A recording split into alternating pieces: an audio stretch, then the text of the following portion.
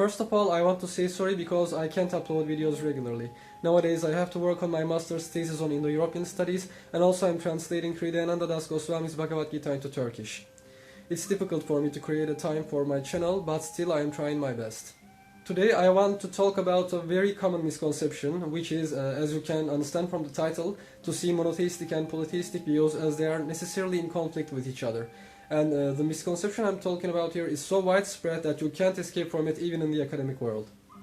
Let's begin with the etymology. Obviously, both monotheism and polytheism share the same semantic component, theism, which comes from Greek theos, God. Poly means many in Greek, and therefore we can translate polytheism as the belief in multiple gods. On the other hand, monos means one, so we can translate monotheism as the belief in one God.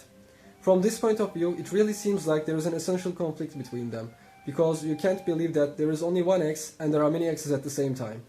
But what if the theos of polytheism is not the same with the theos of monotheism? What if the same word has two different meanings? Let's think about it.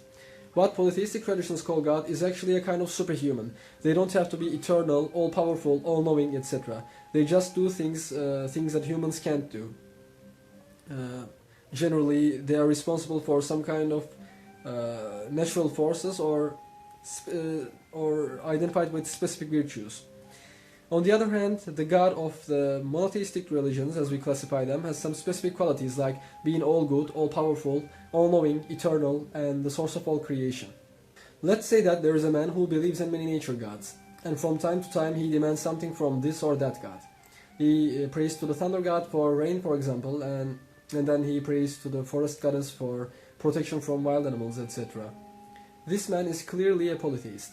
But what if I say that he just believes in the forest goddess? He doesn't believe any other god. I'm not talking about henotheism here, which is believing in many gods while worshipping only one of them. No, he just believes in the forest goddess, and that's it for him.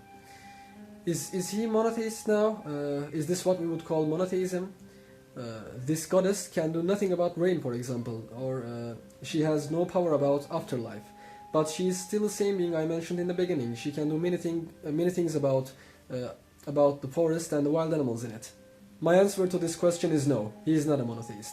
The forest goddess is a god in the meaning of superhuman, so she is one of the gods of polytheism, but she is not the god of monotheism, who is all good, all powerful, all knowing, etc. Now let's go back in the example for another question. Is it impossible for the man who believes in many nature gods to accept the existence of the god of monotheism? I mean the supreme God with all those impressive qualities. Of course not. One can believe in gods of polytheism and the God of monotheism at the same time. There is no contradiction here. So, can we call him a monotheist? I think yes, because he believes in the God of monotheism. And can we call him a polytheist? I think yes again, because he believes in gods of polytheism too. So, one can be both monotheist and polytheist because these are views on totally different subjects. The question for polytheism is this: do you believe that there are personal forces with the ability to control specific natural phenomena?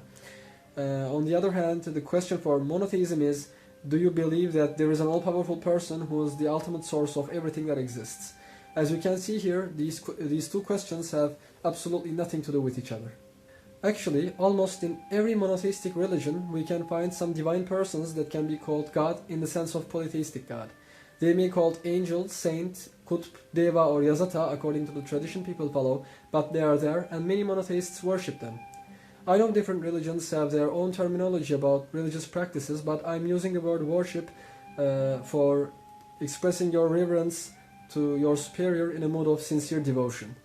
This superior may be a forefather, an angel, a saint, or the god. But offering your respect to someone with sincere feelings definitely doesn't mean that you take him or her for the supreme god. Therefore, there is no contradiction here. When a Catholic venerates Mother Mary by hyperdulia, he doesn't think that she is the god. Or when a Vaishnava honors divine servants of the Supreme Lord Krishna, he doesn't think that they are the same with Krishna. And finally, I suggest that we should have a more accurate term for the classification of religions, something like omnipotheism maybe. Because what differentiates the polytheistic and monotheistic religions, as we call them, is not how many divine beings they have, but the concept of the supreme person. Okay, that's it for now. If you have any objections or questions, please don't hesitate to express them.